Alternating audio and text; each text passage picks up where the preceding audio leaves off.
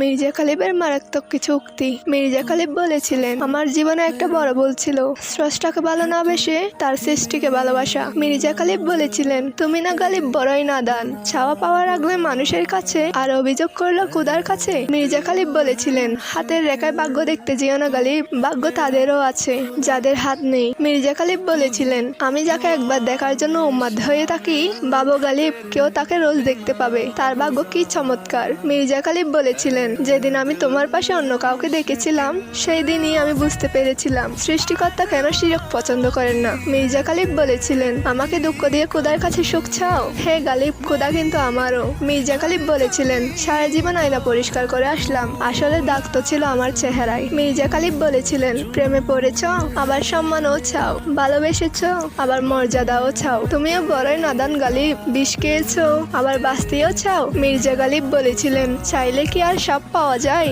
গালিব, ভাগ্য তো আর কবিতা নয় যে নিজের হাতে লেখা যায়।